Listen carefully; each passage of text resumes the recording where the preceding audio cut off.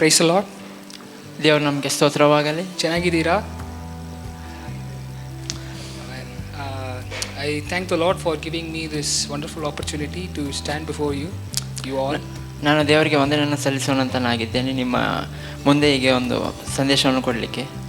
And also I want to extend my gratitude to Pastor Stephen, who is in the United States, and also I want to thank Abhilasha Akka and her family, and also the all church believers for entrusting me with this opportunity to share God's word. ನಾನು Stephen ಅಯ್ಯನವರಿಗೆ ಮತ್ತು ಹಾಗೆ ಅಭಿಲಾಷ್ ಅಕ್ಕನವರಿಗೆ ನಾನು ಹೃದಯಪೂರ್ವಕವಾದ ವಂದನೆಯನ್ನು ಸಲ್ಲಿಸೋಣಂತನಾಗಿದ್ದೇನೆ. ನನಗೆ ಕೊಟ್ಟಿರುವ ಅವಕಾಶಕ್ಕಾಗಿ ಅವರಿಗೆ ವಂದನೆಯನ್ನು ಸಲ್ಲಿಸುತ್ತಿದ್ದೇನೆ. Before we begin, I would like to share one thing. ಒಂದು ಸಂದೇಶವನ್ನು ಪ್ರಾರಂಭಿಸಲು ಮುಂದೆ ನಾನು ಒಂದು ಹೇಳಲು ಬಯಸ್ತಿದ್ದೇನೆ. In order for us to receive God's word, in order for us to understand God's word, first the important thing is our hearts have to be opened. Our hearts have to be in the posture of openness. ನಾನು ವಾಕ್ಯ ಹೇಳೋಕ್ಕಿಂತ ಮುಂಚೆ, ನೀವು ವಾಕ್ಯ ಕೇಳೋಕ್ಕಿಂತ ಮುಂಚೆ ನಿಮ್ಮ ಹೃದಯವನ್ನು ತೆರೆದುಕೊಳ್ಳಬೇಕು. Because unless our hearts are open, we won't be able to receive what God is intending to tell to us. ನಮ್ಮ ಹೃದಯವನ್ನು ಇನ್ನು ತೆರೆಯಲಿಕ್ಕೆ ಮುಂಚೆ ದೇವರು ನಮ್ಗೆ ಏನು ಹೇಳಲು ಬಯಸ್ತಿದ್ದಾರೋ ಅದನ್ನು ನಾವು ಗ್ರಹಿಸೋಕ್ಕೆ ಆಗೋದಿಲ್ಲ. So this morning let us be in the heart, let us be in the posture of Lord, let our hearts be open to whatever you speak to us. ಇವತ್ತು ಮುಂಜಾನೆ ಸಮಯದಲ್ಲಿ ನಮ್ಮ ಹೃದಯವನ್ನು ನಾವು ತೆರೆದುಕೊಳ್ಳು, ನಾವು ದೇವರು ಏನು ನಮ್ಮ ಜೊತೆ ಮಾತನಾಡುತ್ತಾರೋ ಅದನ್ನು ನಾವು ಸ್ವೀಕರಿಸೋಣ. Let us all pray. ಪ್ರಾರ್ಥಿಸೋಣ ಎಲ್ಲರೂ. God, we want to thank you. ದೇವರೇ ನಿಮಗೆ ಸ್ತೋತ್ರ ಸ್ವಾಮಿ, for giving us, Lord, this beautiful morning.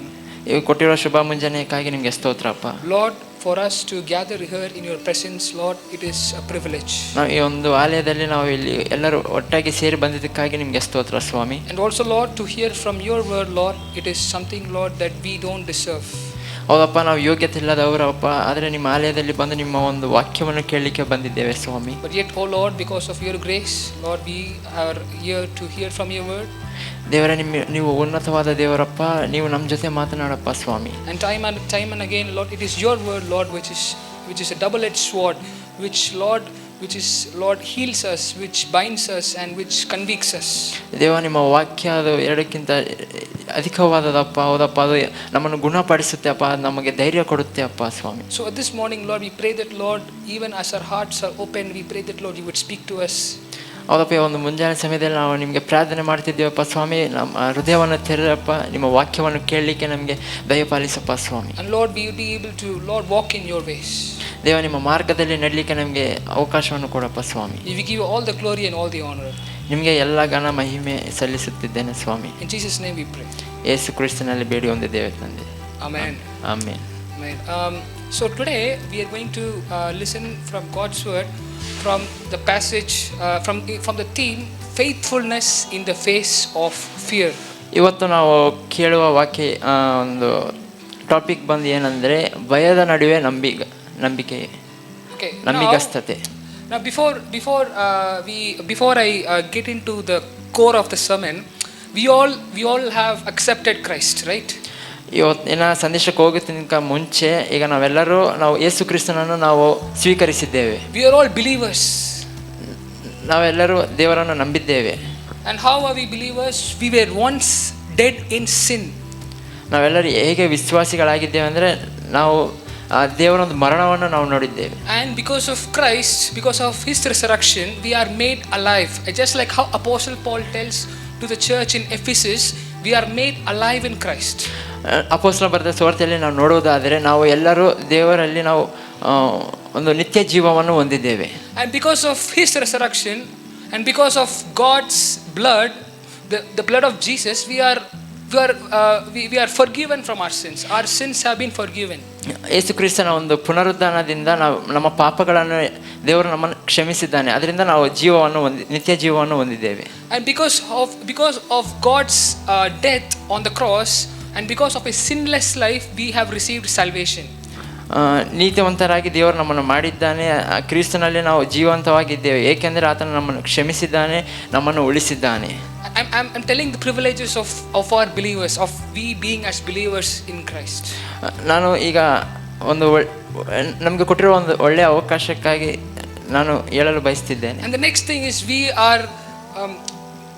Yeah, we have the hope of eternal life because of promises, because of Jesus promising on this earth that whoever believes in him will not perish but have eternal life.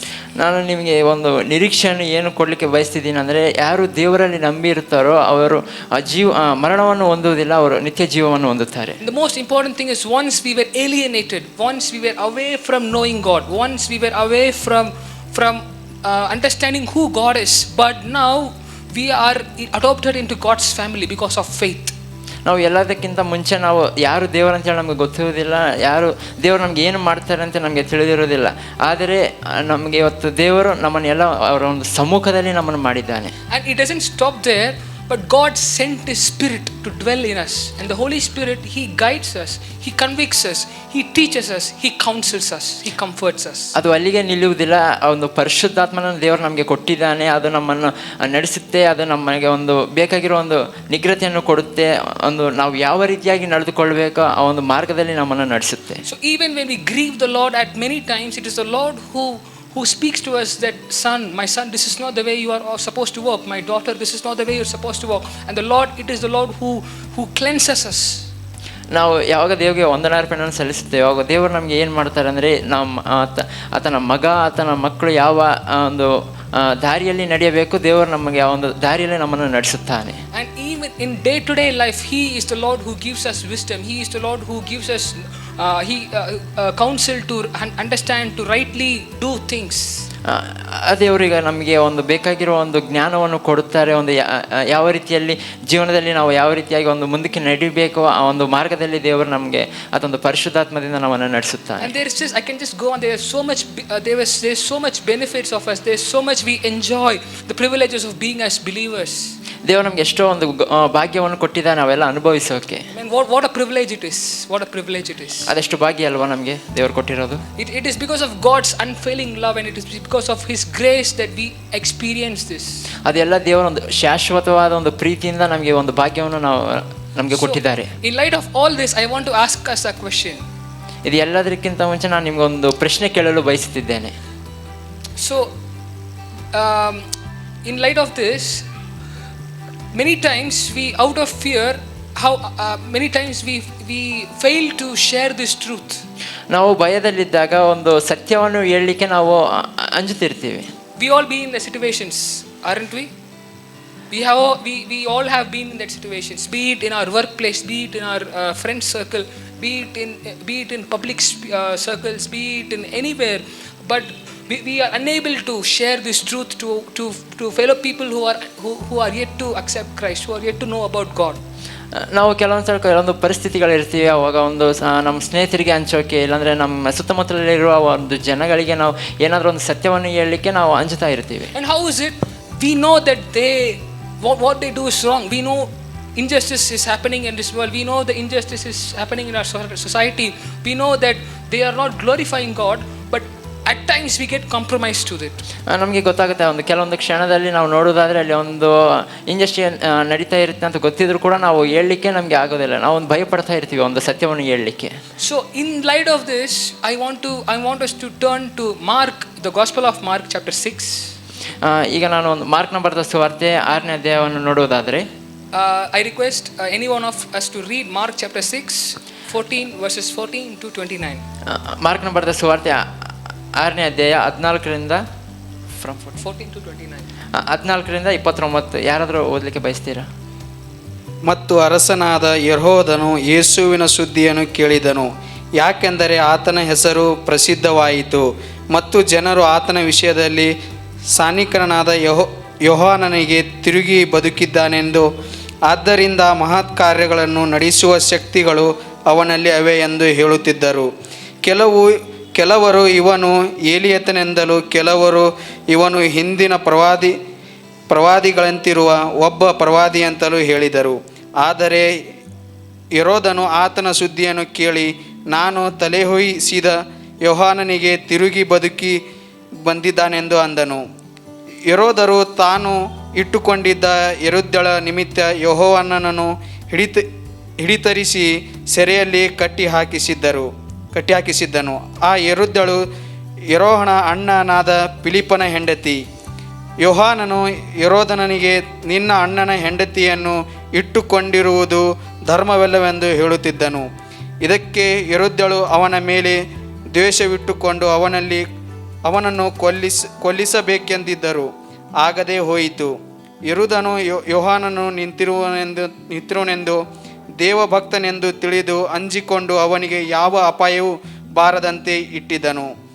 ಇದಲ್ಲದೆ ಯೋಹಾನನು ಹೇಳಿದ್ದನು ಅವನ ಕೇಳಿದಾಗ ಮನಸ್ಸಿನಲ್ಲಿ ಬಹು ಗಲಿಬಿಲಿ ಹುಟ್ಟಿದರೂ ಅವನ ಮಾತನ್ನು ಸಂತೋಷದಿಂದ ಕೇಳುತ್ತಿದ್ದನು.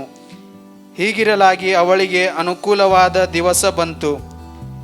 ಹೇಗೆಂದರೆ ಹೆರೋದನು ತಾನು ಹುಟ್ಟಿದ ದಿವಸದಲ್ಲಿ ಪ್ರಭುಗಳಿಗೆ ಸಹಸ್ರಾಧಿಪತಿಗಳಿಗೂ ಗಲಿಲಾಯ ಸೀಮೆಯ ಮುಖ್ಯಸ್ಥರಿಗೂ ಔತಣವನ್ನು ಮಾಡಿಸಿದಾಗ ಹೆರೋದ್ಯಳ ಮಗಳು ಒಳಕ್ಕೆ ಬಂದು ನಾಟ್ಯವಾಡಿ ಹೆರೋದನನ್ನು ಅವನ ಸಂಗಡ ಪಂಕ್ತಿಯಲ್ಲಿ ಊಟಕ್ಕೆ ಕೂತಿರುವವನು ಮೆಚ್ಚಿದಳು.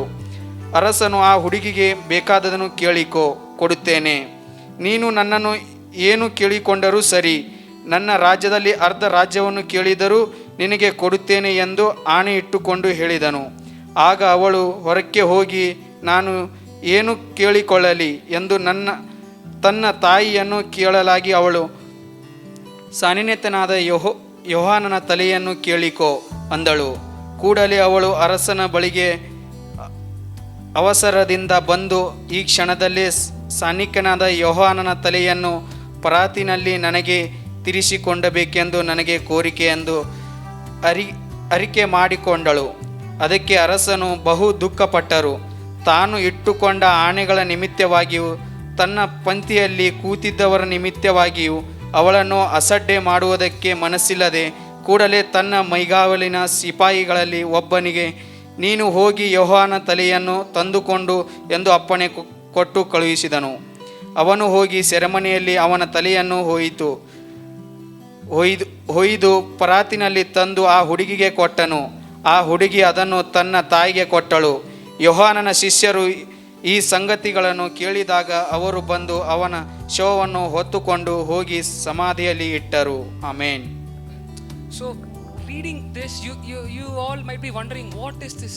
Why is this passage is being read, and how is it? How we can understand the truth which we can apply in our life this morning? ನಾವು ಈ ವಾಕ್ಯವನ್ನು ನಾವು ನೋಡೋದಾದ್ರೆ ನಾವೆಲ್ಲ ಒಂದು ಆಶ್ಚರ್ಯ ಒಳಗೆ ಪಡ್ತಿದ್ದೀವಿ. Because this passage is very gruesome to read. ಈ ಒಂದು ಸಾರಾಂಶ ಒಂದು ವಿಭಾಗ ನಾವು ನೋಡುವುದಾದರೆ ಅದು ಯಾವುದೋ ಒಂದು ರೀತಿಯಾಗಿರೋ ಒಂದು ನಾವು ಒಂದು ಆಶ್ಚರ್ಯಕರವಾದ ಒಂದು ಸಂಘಟನೆಯನ್ನು ನಾವು ಇಲ್ಲಿ ನೋಡ್ತೇವೆ. Because what happened when we think of what happened to John the Baptist, one of the greatest prophets in the Bible, it is unthinkable of how is his life, how his death happened, unfolded. ಬಾಪ್ತಿಸ ಕೊಡುವ ಯೋಹಾನ ಜೀವನ ಚರಿತ್ರೆಯನ್ನು ನೋಡೋದಾದ್ರೆ ಆತನ ಯಾವ ರೀತಿಯಾಗಿ ಮರಣವನ್ನು ಹೊಂದಿದ್ದಾನೆ, ಯಾವ ರೀತಿಯಾಗಿ ತನ್ನ ಮರಣವನ್ನು ಅವರು ಯಾವ ರೀತಿಯಾಗಿ ತನ್ನನ್ನು ಮರಣವನ್ನು ಮಾಡಲಿಕ್ಕೆ ಅವರು ಒಂದು ಪ್ಲಾನ್ ಅನ್ನು ಹಾಕಿದ್ದಾರೆ ನಾವು ನೋಡುತ್ತೇವೆ. But even from this very dark and very gruesome passage, very heartbreaking passage, God has truth, and we will see what God intends to speak to us. ಇದರಲ್ಲಿ ನಾವು ನೋಡೋದಾದ್ರೆ ಆ ಒಂದು ಕಷ್ಟವಾದ ಪರಿಸ್ಥಿತಿ, ಒಂದು ಯೋಹಾನ ಹೋಗಿರೋ ಒಂದು ಕಷ್ಟವಾದ ಪರಿಸ್ಥಿತಿ ನಾವು ನೋಡೋದಾದ್ರೆ ನಮ್ಗೆ ಎಷ್ಟೊಂದು ನೋವನ್ನಾಗುತ್ತೆ. ಆದರೆ ದೇವರು ಇದರಲ್ಲಿ ಕೂಡ ದೇವರು ಒಂದು ಸತ್ಯವಂತರಾಗಿದ್ದಾರೆ. Okay, so before who all know about John the Baptist? ಯಾರಿಗೆ ಬಾಪ್ತಿಸ ಕೊಡೋ ಯೋಹಾನ ಬಗ್ಗೆ ಗೊತ್ತು? So what was his role? If you know, can answer. What was the important role of John the Baptist? ಆತನ ಸ್ನಾನಿಕತೆ ಏನಂತೇಳಿ ನಿಮ್ಗೆ ಗೊತ್ತಾ? Does anyone know? Anyone want to answer? ಯಾರಾದರೂ ಜವಾಬು ಕೊಡ್ಲಿಕ್ಕೆ ಬಯಸ್ತೀರಾ? Okay, the important role of John the Baptist was to prepare the way for Jesus. ಬಾಪ್ತಿಸ ಕೊಡೋ ಯೋಹಾನ ಒಂದು ಪಾತ್ರ ಏನಂದ್ರೆ ಎಲ್ಲರಿಗೆ ದೀಕ್ಷಾ ಸ್ನಾನ ಕೊಡುವುದು. In Isaiah 43 we read the prophecy which is foretold by prophet Isaiah, that prepare a way for the Lord, a voice of the one crying in the wilderness. ನಾವು ಒಂದು ಯೆಶಾಯ ಬರೆದ ಸುವಾರ್ತೆ 13ರಲ್ಲಿ ನೋಡೋದಾದ್ರೆ you don't have to take a turn to the passage, but I'm just telling. And also we know that his role was foretold by prophets, and this is the way of describing John. ಆತನ ಒಂದು ಪಾತ್ರವನ್ನು ನೋಡೋದಾದ್ರೆ ಅದು ಯೆಶಾಯ ಬರೆದ ಸುವಾರ್ತೆಯಲ್ಲಿ already ಮುಂಚೆ ಹೇಳಿದ್ದಾರೆ, ಒಂದು ಬಾಪ್ತಿಸ ಕೊಡುವ ಯೋಹಾನ ಬರ್ತಾನೆ, ಎಲ್ಲರಿಗೆ ದೀಕ್ಷಾ ಸ್ನಾನವನ್ನು ಕೊಡ್ತಾರೆ ಅಂತ ಹೇಳಿ. In other words, even before Jesus came into ministry, John was preparing the way for Jesus.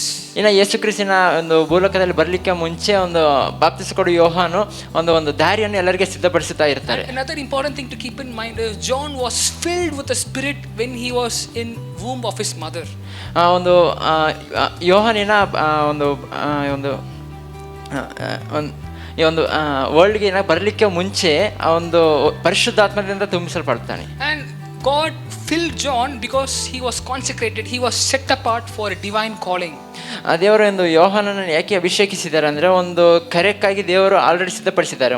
And then according to what John has been prophesied, according to what John's prophecy, John lived a very different, a very radical life, a very distinct life. ಯೋಹಾನಿನ ಪ್ರವಚನ ಮಾಡೋಕ್ಕಿಂತ ಮುಂಚೆ ಒಂದು ಬೇಕಾಗಿರೋ ಒಂದು ವೈಯಕ್ತಿಕವಾದ ಒಂದು ಜೀವನವನ್ನು ಒಂದು ಸಿದ್ಧಪಡಿಸಿಕೊಂಡಿದ್ದಾನೆ. If we read the Gospel of Matthew in the early chapters, we can read that John was just wearing simple dress wore of camel's hair. ನಾವು ಒಂದು ಪಾಠದಲ್ಲಿ ನಾವು ನೋಡುವುದಾದರೆ ಯೋಹಾನು ಒಂದು ಧರಿಸಿಕೊಂಡ ಒಂದು ಬಟ್ಟೆ ನಾವು ನೋಡೋದಾದ್ರೆ ಒಂದು ಕ್ಯಾಮಲಿನ ಚರ್ಮದ ಬಟ್ಟೆ ಒಂದು ಹಾಕಿಕೊಂಡು, and his food was just locusts and wild honey. ಸರಿ, his food was locusts and wild honey. ಆ ಒಂದು ಊಟ ಏನು ಮಾಡ್ತಾರೆ ಅಂದ್ರೆ ಒಂದು ಜೇನು ಮತ್ತೆ ಒಂದು ಬೇಕಿಗೆ ಒಂದು ಸಿಹಿಯಾದ ಪದಾರ್ಥ. And then what he preached, he lived out what he preached. He was preaching repentance. ಆತ ಒಂದು ಏನು ಬೋಧನೆಯನ್ನು ಮಾಡುತ್ತಾನೆ ಅಂದರೆ ಪಶ್ಚಾತ್ತಾಪದ ಬಗ್ಗೆ ಒಂದು ಬೋಧನೆಯನ್ನು ಮಾಡುತ್ತಾನೆ. And when he started his ministry, people across Judea, people across Galilee, they came to him to be baptized.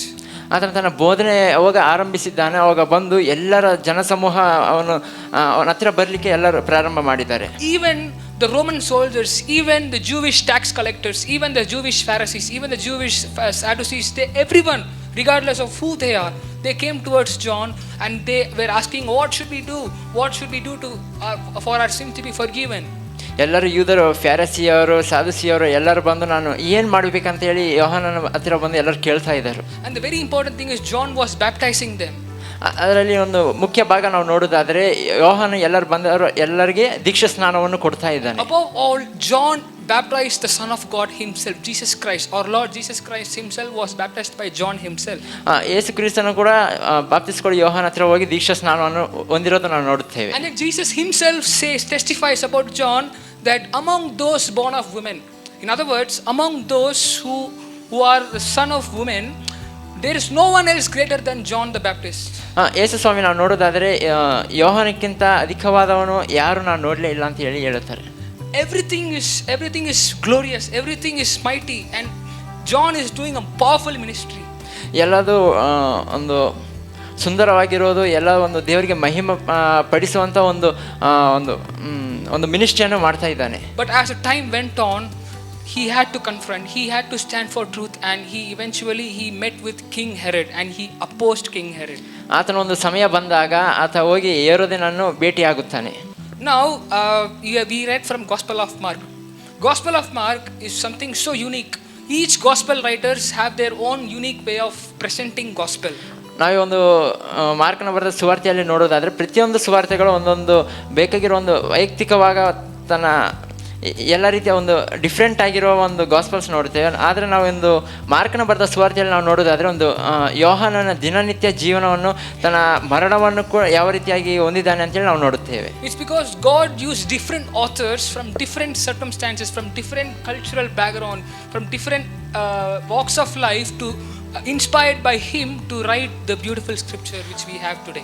ಆ ಒಂದು ಮಾರ್ಕನ ಬರೆದ ಸುವಾರ್ತೆಯಲ್ಲಿ ನಾವು ನೋಡೋದಾದರೆ ಒಂದು ಯೋಹಾನನ ತನ್ನ ಜೀವನವನ್ನು ಅವರು ಬರೆದಿರೋ ರೀತಿಯನ್ನು ನಾವು ನೋಡೋದಾದರೆ ಗೊತ್ತಾಗುತ್ತೆ. So this Mark, he uses this word immediately. He uses immediately every now and then. ನಾವು ಇದರೊಂದು ಸುವಾರ್ತೆಯಲ್ಲಿ ನಾವು ನೋಡೋದಾದರೆ ತಕ್ಷಣ ಆ ಒಂದು ಪದವನ್ನು ನಾವು ನೋಡುತ್ತೇವೆ. So keeping that in mind, we are going to look through the passage. ಅದೊಂದು ನಾವು ಧ್ಯಾನಿಸುತ್ತಾ ನಾವು ಒಂದು ಸುವಾರ್ತೆಯನ್ನು ನಾವು ನೋಡುತ್ತೇವೆ. So at the start of chapter 6, we can read that how Jesus was rejected and how he is commissioning the 12 disciples whom he selected for ministry. ನಾವು ಈ ಒಂದು 6ನೇ ಅಧ್ಯಾಯದಲ್ಲಿ ನೋಡುವುದಾದರೆ ದೇವರು ಯಾವ ರೀತಿಯಾಗಿ ಪುನರುತ್ಥಾನ ಜೀವನ ಹೊಂದಿದ್ದಾರೆ, ಯಾವ ರೀತಿಯಾಗಿ ತನ್ನ ಶಿಷ್ಯರನ್ನು ಒಂದು ಯಾವ ಕೊಟ್ಟಿರೋ ಒಂದು ಕೆಲಸದಲ್ಲಿ ಯಾವ ರೀತಿಯಾಗಿ ನಡೆದುಕೊಳ್ಬೇಕಂತ ಹೇಳಿದ್ದಾರೆ ನಾವು ನೋಡುತ್ತೇವೆ. And then as Jesus and his disciples ministry as it were flourishing, suddenly King Herod, who was ruling, who was this King Herod? King Herod was ruling Judea and Galilee at that time under Roman province.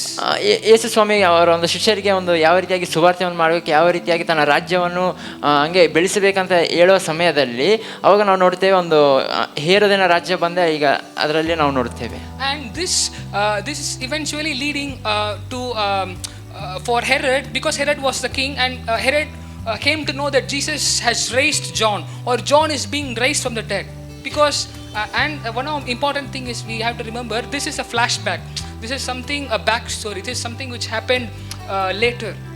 ನಾವು ಅದರಲ್ಲಿ ಹಿನ್ನೆಲೆ ನಾವು ನೋಡೋದಾದರೆ ಹೇರೋದನಿಗೆ ಅರ್ಥ ಆಗ್ತಾ ಇರುತ್ತೆ, ಈ ಒಂದು ಸುವಾರ್ತೆ ನನಗೆ ವ್ಯಾಪ್ತಿ ಆಗ್ತಾ ಇರುತ್ತೆ, ಇದರಿಂದ ನನಗೆ ತುಂಬ ಹಲವಾರು ಸಮಸ್ಯೆಗಳು ಬರುತ್ತೆ ಅಂತ ಹೇಳಿ ಎಲ್ಲ ಗೊತ್ತಾಗಿ ಒಂದು ಕೆಲಸವನ್ನು ಮಾಡಲಿಕ್ಕೆ ಬಯಸುತ್ತಾನೆ. When John says when Herod thinks that John the baptizer has been raised, it means that he already killed John. But here in the Gospels, it is portrayed as something which has happened as a backstory, which has happened something earlier, but it is written late. ನಾವು ಇದರಲ್ಲಿ ಒಂದು ಸುವಾರ್ತೆಯಲ್ಲಿ ನಾವು ನೋಡೋದಾದರೆ ಒಂದು ದೀಕ್ಷಾ ಸ್ನಾನ ಕೊಡುವ ಒಂದು ಯೋಹಾನನ ಒಂದು ಮರಣ ಹಿನ್ನೆಲೆ ಆಲ್ರೆಡಿ ನಡೆದಿದೆ. ಆದರೆ ಈ ಒಂದು ಸಪ್ರೇಟಾಗಿ ಯಾಕೆ ತೋರಿಸ್ತಿದ್ದಾರೆ ಅಂದರೆ ಅದರಲ್ಲಿ ಒಂದು ಬೇಕಾಗಿರೋ ಒಂದು ಡಿಫ್ರೆಂಟಾಗಿ ಅವರು ಒಂದು ಪೋರ್ಟ್ರೇಯನ್ನು ಮಾಡಬೇಕಲೇ ಬಯಸ್ತಾ ಇದ್ದಾರೆ. And then in this passage we read that Herod was actually married to a different wife, a different woman. ಹೇರೋದನ ಒಂದು ಬೇರೆಯವರ ಒಂದು ಮದುವೆಯನ್ನು ಮಾಡುತ್ತಾನೆ, ಬೇರೆ ಸ್ತ್ರೀಯನ್ನು. But he out of his lust and out of the desire to get his brother's wife, he deceived her, he manipulated her, and now he and his brother Philip's wife Herodias, they are living as a family. ಆತನ ತಮ್ಮ ಹೆಂಡತಿಯನ್ನು ಮದುವೆ ಮಾಡಲಿಕ್ಕೆ ಬಯಸುತ್ತಾನೆ. ಆದರೆ ನಾವೀಗ ನೋಡೋದಾದರೆ ಫಿಲಿಪಿಯನ ಹೆಂಡತಿಯನ್ನು ಮದುವೆ ಮಾಡಲಿಕ್ಕೆ ಮಾಡಿಕೊಂಡಿದ್ದಾನೆ, ಹೆರೋದಿಯನ್. And this had serious consequences, because this broke the very law that God gave, that you in Leviticus 18, that he broke the God's commandment. ಇದು ಅನೇಕ ಪರಿಣಾಮಗಳನ್ನು ಬೀರುತ್ತೆ ನಾವು ನೋಡೋದಾದ್ರೆ, ಒಂದು ಲೇವ್ಯಕಾಂಡದಲ್ಲಿ ನಾವು ನೋಡೋದಾದರೆ. So knowing all this, John had to confront. ಇದೆಲ್ಲ ಗೊತ್ತಾಗಿ ಯೋಹಾನನು confront, he had to tell directly, to face directly and tell the message, the truth. ಇದೆಲ್ಲ ಗೊತ್ತಾಗಿ ಒಂದು ತನ್ನ ಬೋಧನೆಯಲ್ಲಿ ಒಂದು ಹೇಳಲಿಕ್ಕೆ ಬಯಸುತ್ತಿದ್ದಾನೆ ಯೋಹಾನ. In light of all this is where the important thing is happening. Because of this, John told that it is unlawful for you to have Herodias as your wife, and because of this, Herodias, the wife of Herod, is hating John. She has having a grudge on him. ಇದೆಲ್ಲ ಗೊತ್ತಾಗಿ ಯೋಹಾನ ಬಂದು ಇದು ನೀ ಮಾಡುವುದೆಲ್ಲ ಇದು ಧರ್ಮವಲ್ಲ ಅಂತ ಹೇಳುತ್ತಾನೆ. ಆದರೆ ಒಂದು ಹೇರೋದಿನ ಹೆಂಡತಿಗೆ ಇದೆಲ್ಲ ಅವಳಿಗೆ ಇದೆಲ್ಲ ಒಂದು she felt it's not so good. So she is waiting, the Herodias is waiting for a time to get revenge, to kill John the Baptist. ಹೇರೋದನ ಅದೊಂದು ಅವ್ರ ಮೇಲೆ ಒಂದು ಪ್ರತೀಕಾರವನ್ನು ತೆಗೆದುಕೊಳ್ಳೋಕ್ಕೆ ಒಂದು ಬೇಕಾಗಿರೋ ಒಂದು ಪರ್ಟಿಕ್ಯುಲರ್ ಒಂದು ಟೈಮ್ಗೆ ಸಮಯಗೋಸ್ಕರ ಒಂದು ಕಾಯ್ತಾ ಇದ್ದಾನೆ. So the moment when John confronted Herod, he arrested. John was in prison. ಯಾವಾಗ ಸಮಯ ಸಿಕ್ಕಿದೆ ಅವಾಗ ಏನನ್ನು ಮಾಡಲಿಕ್ಕೆ ಬಯಸ್ತಿದ್ದಾಗ ಬಾಪ್ತಿಸ್ಮ ಕೊಡೋ ಯೋಹಾನು ಜೈಲಿಗೆ ಹೋಗಿದ್ದಾನೆ. And then in light of all this, I'm telling from the narrative. So in light of all this, Herod's birthday is there, and Herod is celebrating his birthday. ನನಗೊಂದು ಕಥೆ ರೂಪಕವಾಗಿ ಹೇಳ್ತಾ ಇದ್ದೇನೆ. ಹೇರೋದೇನು ಒಂದು ಕಾರ್ಯ ನಡೆದಕ್ಕೆ ಆದಮೇಲೆ ಹೇರೋದೇನು ತನ್ನ ಒಂದು ಬರ್ಡೇಯನ್ನು ಸೆಲೆಬ್ರೇಟ್ ಮಾಡ್ಕೊಳ್ತಾ ಇದ್ದಾನೆ. So one important thing is to note is in that celebration only men are there. Only men should be there. Only men. It's a festival. It's a celebration only for men. ಆ ಒಂದು celebration ಮಾಡ್ಕೊಳ್ತಿದ್ದಾಗ ಏನಾದ್ರೆ ಪುರುಷರು ಮಾತ್ರ ಇರಬೇಕಿನ್ನ ಯಾರು ಇರಬಾರ್ದು ಅಂತೇಳಿ. But Herodias, she is deceiving her own child to dance before Herod, and that leads to further, as we will see.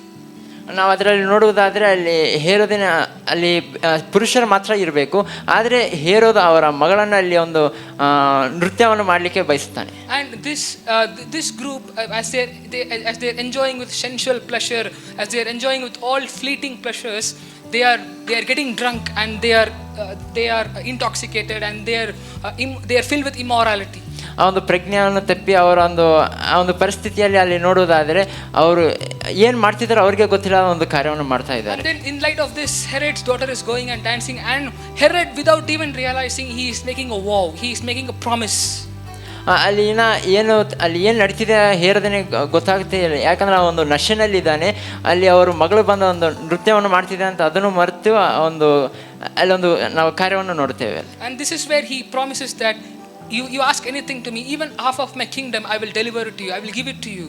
ಅಲ್ಲಿ ಹೋಗಿ ಒಂದು ಪ್ರಾಮಿಸನ್ನು ಮಾಡ್ತಿದ್ದಾನೆ. ನೀನು ನನಗೆ ಏನಾದರೂ ಕೇಳಿ ನಾನು ನಿನಗೆ ಕೊಡಲಿಕ್ಕೆ ಬಯಸ್ತಿದ್ದೇನೆ. ನನಗೆ ಅರ್ಧ ಭಾಗ ಏನಾದರೂ ಒಂದು ರಾಜ್ಯವನ್ನು ಕೇಳಿದ್ರು ಕೂಡ ನಾನು ಕೊಡುತ್ತೇನೆ ಅಂತೇಳಿ. And then this girl, the daughter of Herodias, she is running back to her mom and the mom seizes this chance. ಹೇರೋದಿನ ಮಗಳು ಅವರ ತಾಯಿ ಹತ್ರ ಹೋಗಿ ಕೊಟ್ಟಿರೋ ಒಂದು ಪ್ರಾಮಿಸ್ಗೋಸ್ಕರ ಹೇಳ್ತಾ ಇದ್ದಾರೆ. ಅವರ ಒಂದು ತಾಯಿ ಕೊಟ್ಟಿರೋ ಈ ಒಂದು ಅವಕಾಶವನ್ನು ಉಪಯೋಗಿಸಿಕೊಳ್ಳೋಕ್ಕೆ ಪ್ರಯತ್ನ ಪಡ್ತಾ ಹೇಳ್ತಾರೆ. And she asks for the head of John the Baptist.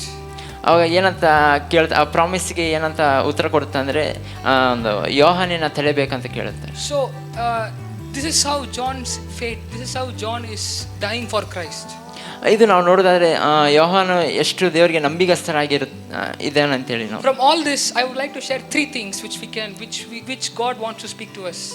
ಇದರಿಂದ ನಾನು ನಿಮಗೆ 3 ಪಾಯಿಂಟ್ಸ್ ಅನ್ನು ಹೇಳಲಿಕ್ಕೆ ನಾನು ಬಯಸ್ತಿದ್ದೇನೆ. The first thing is truth will always be opposed. ಮೊದಲನೇದಾಗಿ ನಾವು ನೋಡೋದಾದರೆ ಸತ್ಯವು ಯಾವಾಗಲೂ ವಿರೋಧಿಸಲಾಗುತ್ತದೆ. Now John spoke the truth. ಯೋಹಾನ ಸತ್ಯವನ್ನು ಮಾತನಾಡುತ್ತಿದ್ದಾನೆ. John didn't because they were king and they were big they were people who held high esteem, who held high privilege, who held high prestige. He didn't bend God's word, he didn't try to butter them, but he straightforwardly condemned what was wrong. ಆತನ ಅವರೊಂದು ಸ್ಥಿತಿಯನ್ನು ನೋಡಿ ಅವರೊಂದು ರಾಜ್ಯರು ಅವರು ಈ ರೀತಿಯಾದ ಅವ್ರ ಹತ್ರ ಹೋಗಿ ಈ ಥರ ಮಾತಾಡಲಿಕ್ಕೆ ನಮ್ಗೆ ಆಗೋದಿಲ್ಲ ಅಂತ ಆ ಒಂದು ಉದ್ದೇಶದಿಂದ ಏನು ಅನ್ಕೊಳ್ಳೇದೆ ಅವ್ರ ಹತ್ರ ಹೋಗಿ ನೀನು ಮಾಡೋದು ತಪ್ಪಂತೇಳಿ ಹೇಳಿಕೆ ನಾವು ಇದರಲ್ಲಿ ನೋಡುತ್ತೇವೆ. And because sharing the truth, the Herodias, she didn't want to realize the truth. She didn't want to even though her sin was exposed, she didn't want to get changed. She didn't want to repent of her sin. ಅವಳೊಂದು ಪಾಪ ಏನು ಮಾಡ್ತಿದೆ ಅಂತ ಅವಳು ಗೊತ್ತಾಗಿದ್ರು ಕೂಡ ಅದೊಂದು ಪಶ್ಚಾತ್ತಾಪ ಪಡಲಿಕ್ಕೆ ಮನಸ್ಸು ಪಡಲಿಲ್ಲ. So what does it mean? It means that when God's people, whenever God's servant confront us of our sin, we get offended. ನಾವು ಯಾವಾಗ ನಾವು ಮಾಡಿರೋ ಪಾಪಗೋಸ್ಕರ ನಾವು ಹೋಗಿ ಪಶ್ಚಾತ್ತಾಪವನ್ನು ಪಡ್ತೀವೋ ನಾವು ಎಲ್ಲರ ಮುಂದೆ ಒಂದು ನಿಷೇಧಿಸಲ್ಪಡುತ್ತೆ. And whenever we tell to someone, whenever we point out to someone, we also get offended. ನಾವು ಬೇರೆಯವ್ರ ಹತ್ರ ಹೋಗಿ ನೀನು ಈ ಥರ ಮಾಡ್ತಿದ್ಯಾ, ನೀನು ಈ ಥರ ಒಂದು ಕೆಟ್ಟ ಕಾರ್ಯವನ್ನು ಮಾಡ್ತಿದ್ಯಾ ಅಂತ ನಾವು ಹೇಳಕ್ಕೆ ಹೋಗಿದ್ರೆ ಅದು ನಮಗೆ ಒಂದು ಪರಿಣಾಮ ಬೀಳುತ್ತೆ ನಮಗೆ. But yet in all of this, Jesus Christ is calling us. Jesus Christ wants us to stand for truth. ನಾವು ಇದರಲ್ಲಿ ನೋಡೋದಾದ್ರೆ ಯೇಸು ಸ್ವಾಮಿ ನಮ್ಗೆ ಏನು ಹೇಳಲಿಕ್ಕೆ ಬಯಸ್ತಿದ್ದಾರೆ ಅಂದ್ರೆ ನಾವು ಸತ್ಯಗೋಸ್ಕರ ನಿಲ್ಲಬೇಕಂತೇಳಿ ದೇವರು ನಮಗೆ ಹೇಳ್ತಿದ್ದಾರೆ. Because the word of God says that Christ himself is the truth, is the way and the life. That's how we sang and worshiped this morning. ಯಾಕೆಂದ್ರೆ ಯೇಸು ನಮಗೆ ಸತ್ಯವಾಗಿದ್ದಾನೆ. ನಾವು ಈಗ ಒಂದು ಉದಯಕಾಲ ಸಮಯದಲ್ಲಿ ನಾವು ಒಂದು ಆರಾಧನೆಯಲ್ಲಿ ನಾವು ಕೇಳಿದ್ದೇವೆ ಒಂದು ಹಾಡಿನ ಮುಖಾಂತರ. In Mark 6:26 we can read that Herod, after hearing all this, after hearing that Herodias wants John the Baptist's head and she wants him executed, Herod is deeply grieved. ನಾವು ಈ ಒಂದು ಮಾರ್ಕ್ ನಂಬರ್ ಸುವಾರ್ತೆ 6ನೇ ಅಧ್ಯಾಯ 26ರಲ್ಲಿ ನಾವು ನೋಡುವುದಾದರೆ ಒಂದು ಏನಂತ ಬೇಡಿಕೊಂಡಿದ್ದಾಳೆ ಅಂದರೆ ನನಗೆ ಯೋಹಾನಿನ ಒಂದು ಶಿರಸ್ಸು ಬೇಕಂತೇಳಿ ಬೇಡಿದ್ದಾಳೆ. And then because out of fear and out of pride, because the reason is if he break his promise, then he will lose his prestige, he will lose his reputation among the men who are present there, among his people and among Herod and with Herodias. So he didn't want to yield to he didn't want to yield to the conviction he had. He didn't want to yield to the sorrow which he had.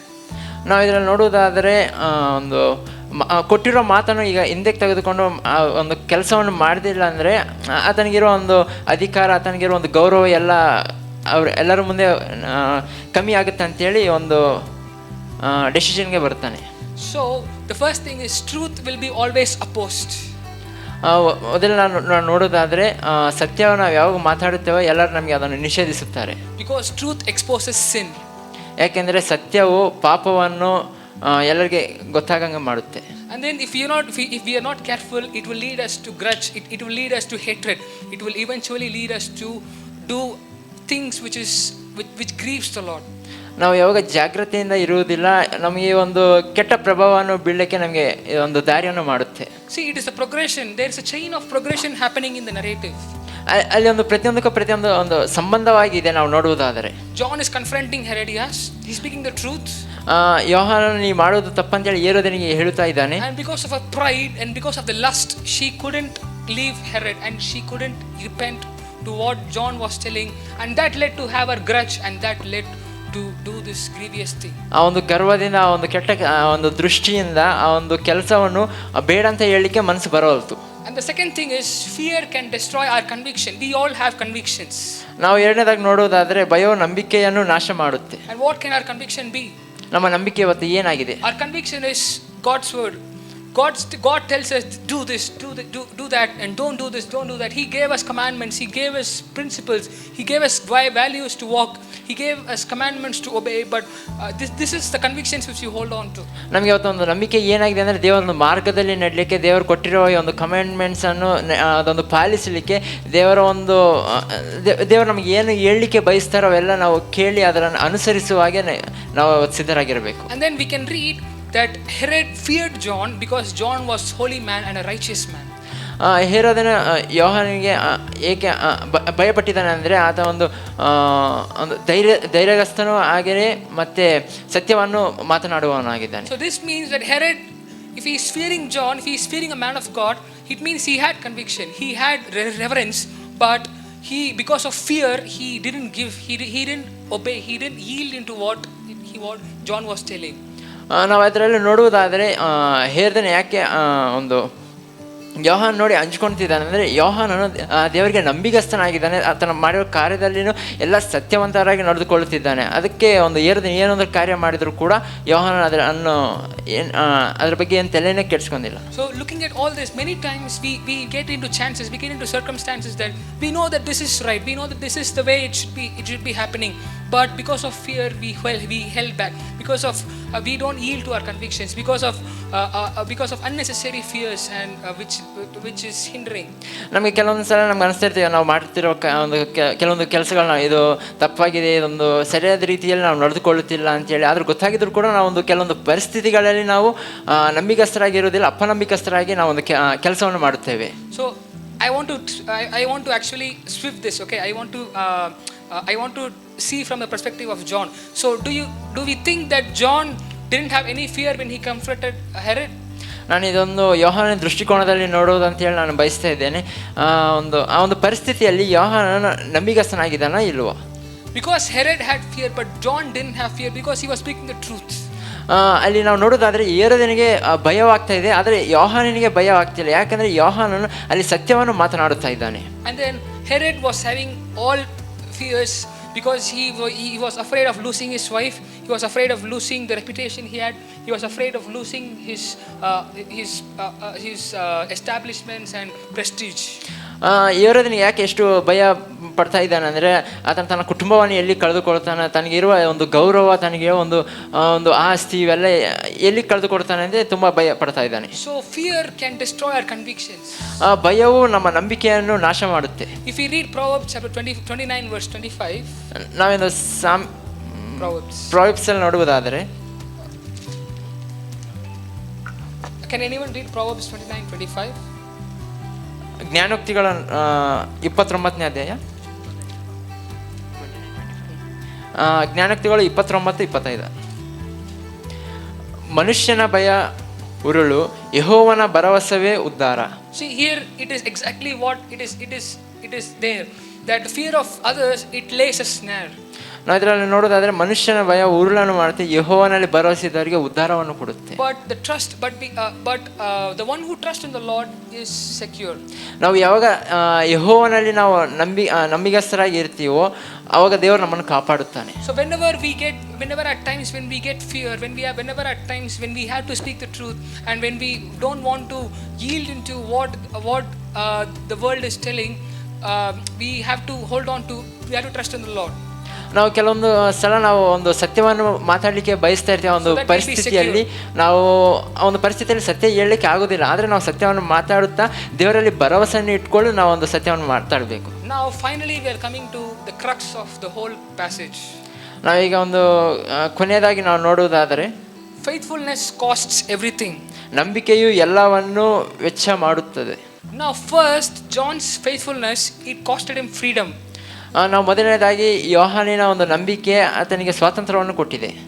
how do I say that? Because John was, even from his birth, since God set apart, he consecrated him, he was in the wilderness, he was preaching, he was baptizing, he didn't have any time for himself. ಆತನು ಯಾವಾಗ ಜನಿಸಿದನು ಅವತ್ತಿನಿಂದ ತನ್ನ ಮರಣದವರೆಗೆ ನಾವು ನೋಡುವುದಾದರೆ ತನ್ನ ಎಲ್ಲ ಮಾಡಿರೋ ಒಂದು ಕಾರ್ಯದಲ್ಲಿನೂ ಆತನಿಗೆ ವೈಯಕ್ತಿಕವಾಗಿ ಒಂದು ಕೆಲಸವನ್ನು ಮಾಡಲಿಕ್ಕೆ ತನಗೆ ಸಮಯವೇ ಇಲ್ಲ. And then John's faithfulness costed him his very own life.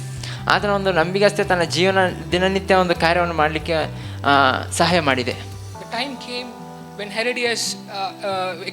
Herod executed John. ಆ ಒಂದು ಸಮಯ ಯಾವಾಗ ಹೆರೋದನ ಯೋಹಾನನನ್ನು ಶಿರಚ್ಛೇದನೆ ಮಾಡಲಿಕ್ಕೆ ಒಂದು ಸಮಯ ಬಂದಿದೆಯೋ, and then in that moment everything seemed to fade. ಆ ಒಂದು ಸಮಯದಲ್ಲಿ ನೋಡುವುದಾದರೆ ಎಲ್ಲ ಒಂದು ಕಷ್ಟ ಪರಿಸ್ಥಿತಿಯಲ್ಲಿ ಆಗಿದೆ. But the glorious thing is, even in his death, John is foreshadowing. Even in his death, John is pointing to something that is going to happen. ಆ ಒಂದು ಪರಿಸ್ಥಿತಿಯಲ್ಲಿ ಕೂಡ ಯೋಹಾನ ಏನೊಂದು ನಡೀತಾ ಇದೆ ಅಂತೇಳಿ ಒಂದು ಧೈರ್ಯದಿಂದ ಒಂದು ಸತ್ಯವನ್ನು ಮಾತನಾಡುತ್ತಾ ಇದ್ದಾನೆ. And what is that? ಅದು ಏನಂದ್ರೆ, it is Jesus. ಅದು ಯೇಸು ಸ್ವಾಮಿಯ ಬಗ್ಗೆ. The same way as John was persecuted, the same way as John was executed, the same way as John died for believing for the truth, Jesus Christ our Lord, he was executed, he was persecuted by the very own people whom he came to save. ಆ ಒಂದು ನಾವು ನೋಡೋದಾದರೆ ಯೋಹಾನ ಯಾವ ರೀತಿಯಾಗಿ ಆ ಒಂದು ಮರಣವನ್ನು ಹೊಂದಿದ್ದಾನೆ, ಅದೇ ರೀತಿಯಾಗಿ ಯೇಸು ಸ್ವಾಮಿ ಕೂಡ ಆ ಒಂದು ಪೇಗನ್ಸ್ ಒಂದು ಜನಗೋಸ್ಕರ ಬಂದಿದ್ದಾನೆ. ಆದರೆ ಅವರಿಂದ ಕೂಡ ಯೇಸು ಸ್ವಾಮಿ ಒಂದು ಮರಣವನ್ನು ಹೊಂದಿದ್ದಾರೆ. So as believers, this is where we have to be aware that following Jesus, it may cost us our reputation. ನಾವೀಗ ಒಂದು ದೇವರ ಮಕ್ಕಳಾಗಿ ನಾವು ಏನು ಹೇಳ್ತೀವಿ, ಆ ಒಂದು ನಂಬಿಗಸ್ತರಾಗಿರಬೇಕು. It may cost us our opportunities. ಅದು ನಮಗೆ ಹಲವಾರು ವಿವಿಧವಾದ ಒಂದು ನಮಗೆ ಅವಕಾಶವನ್ನು ಕೊಡುತ್ತೆ. And I don't know about your family. In your family, many of them might not accept Christ, and many of our families are still in darkness. They follow idolatry. They are yet to know about Christ, and because of that, we might have been estranged. We might have the relationship won't be good. ನಮ್ಮ ಕುಟುಂಬದಲ್ಲಿ ಹಲವಾರು ವಿವಿಧವಾದ ನಾವು ಒಂದು ಪರಿಸ್ಥಿತಿಗಳನ್ನು ನೋಡುತ್ತೇವೆ. ಇನ್ನು ಕೆಲವೊಬ್ಬರು ಇನ್ನು ದೇವರನ್ನು ನಂಬದೇ ಇರ್ಬೋದು, ಇನ್ನು ಒಬ್ಬೊಬ್ಬರು ಅವರೊಂದು ಬೇಕಾಗಿರೋ ಒಂದು ವಿವಿಧವಾದ ಅವರೊಂದು ದೇವರನ್ನು ಅವರು ಆರಾಧಿಸುತ್ತಾ ಇರ್ತಾರೆ. And for some, it will cost, because of being Christians, because of following Christ, it will cost life, very life itself. Sorry. Because of believing in Christ, because of following Christ, it will cost life. ನಾವು ಯಾವಾಗ ನಾವು ದೇವರಲ್ಲಿ ನಡೆದುಕೊಳ್ತೀವೋ, ದೇವರಲ್ಲಿ ನಂಬಿಗಸ್ತರಾಗಿ ಇರ್ತೀವೋ, ಅದು ಆ ದೇವರ ಒಂದು ಮಾರ್ಗಕ್ಕೆ ನಮ್ಮನ್ನು ನಡೆಸುತ್ತೆ. And then this is followed. The history is repeating how we see many great men and women of God, missionaries who worked hard, who committed their life, and who died as martyrs. ನಾವು ಒಂದು ಇತಿಹಾಸವನ್ನು ನೋಡುವುದಾದರೆ ಎಷ್ಟು ಹಲವಾರು ಜನಗಳು, ಎಷ್ಟು ಒಂದು ದೇವರಿಗೆ ಒಂದು ಒಳ್ಳೆಯ ಸೇವೆ ಮಾಡುವವರು ಎಷ್ಟು ಈ ಥರವಾದ ಕಷ್ಟ ಪರಿಸ್ಥಿತಿಯಲ್ಲಿ ಅವರು ಹೋಗಿ ಅವರು ಮರಣವನ್ನು ಹೊಂದಿದ್ದಾರೆ. And then the same way as how John died for Christ, the same way other disciples also will eventually, they will also die as Christ for the sake of Christ. ಯೋಹಾನನು ಯಾವ ರೀತಿಯಾಗಿ ಮರಣವನ್ನು ಹೊಂದಿದ್ದಾರೆ, ಅದೇ ರೀತಿಯಾಗಿ ಆತನ ರಿಮೈನಿಂಗ್ ಅವರ ಶಿಷ್ಯರನ್ನು ನಾವು ನೋಡಿದ್ರೆ ಅದೇ ರೀತಿಯಾಗಿ ಅವರು ಕೂಡ ಮರಣವನ್ನು ಹೊಂದಿದ್ದಾರೆ. So even as we have gathered here this morning, it is because of our missionaries who served here in India, who came to India, who refused comfort, who abandoned their family and everything. They came and shared the gospel. They did ministry here, so that we are here because of their labor and their sacrifice and their blood. ಈ missionaries ಅವರು ಬಂದು ಅವರ ಒಂದು ಸೇವೆ, ಅವರ ಒಂದು ಸುವಾರ್ತೆಯನ್ನು ಯಾವ ರೀತಿಯಾಗಿ ಮಾಡಿ ಅವರೊಂದು ಒಂದು ಜೀವನವನ್ನು ಯಾವ ರೀತಿಯಾಗಿ ದೇವರಿಗೆ ಅರ್ಪಿಸಿದಾರೋ ಅದನ್ನು ನೋಡಿದ ಅವರೊಂದು ಕುಟುಂಬವನ್ನು ಬಿಟ್ಟು ಅವರೊಂದು ಎಲ್ಲ ರೀತಿಯಾಗಿ ಇರುವ ಅವರೊಂದು ಜೀವನವನ್ನು ಬಿಟ್ಟು ದೇವರಿಗೋಸ್ಕರ ಯಾವ ರೀತಿಯಾಗಿ ಬಂದು ತನ್ನ ಸೇವೆಯನ್ನು ಮಾಡ್ತಿದ್ದಾರೆ ನಾವು ನೋಡೋದಾದರೆ, ಅದೇ ರೀತಿಯಾಗಿ ಈಗ ನಾವು ಕೂಡ ಒಂದು ಛಲದಿಂದ ನಾವು ಇರಬೇಕು. So this morning God is reminding us that truth is always opposed, no matter what. ದೇವರು ನಮಗೆ ಇದರಿಂದ ಏನು ಹೇಳಿಕೆ ಬಯಸ್ತಿದ್ದಾರೆ ಅಂದರೆ ಸತ್ಯದಿಂದ ನಾವು ಇರಬೇಕು. And then second thing is, our fear can destroy our conviction. ನಮ್ಮ ಭಯವು ನಮ್ಮ ನಂಬಿಕೆಯನ್ನು ನಾಶ ಮಾಡುತ್ತೆ. And then third thing is faithfulness. Being faithful to God costs everything. ನಂಬಿಕೆಯು ಎಲ್ಲವನ್ನು ವೆಚ್ಚ ಮಾಡುತ್ತಿದೆ. So as we have heard from God's word, let us walk in the conviction, let us walk in the truth, that let us trust in the Lord that that He will help us to stand boldly. He will help us to speak truth, and He will help us to be courageous. ನಾವೊಂದು ಉದಯಕಾಲ ಸಮಯದಲ್ಲಿ ಈಗ ನಾವು ದೇವರ ನಮ್ಮ ಜೊತೆ ಮಾತನಾಡಿದ ಒಂದು ವಾಕ್ಯವನ್ನು ನಾವು ನೋಡೋದಾದ್ರೆ ನಾವು ದೇವರಿಗೆ ನಂಬಿಗಸ್ತರಾಗಿರಬೇಕು, ದೇವರ ನಾವು ಸತ್ಯವಂತವರಾಗಿ ನಡೆದುಕೊಳ್ಳಬೇಕು, ನಮ್ಮ ದಿನನಿತ್ಯ ಕಾರ್ಯದಲ್ಲಿ ಎಲ್ಲರಿಗೆ ಒಂದು ಧೈರ್ಯದಿಂದ ಒಂದು ಸತ್ಯವರಾಗಿ ನಾವು ಜೀವಿಸಬೇಕು.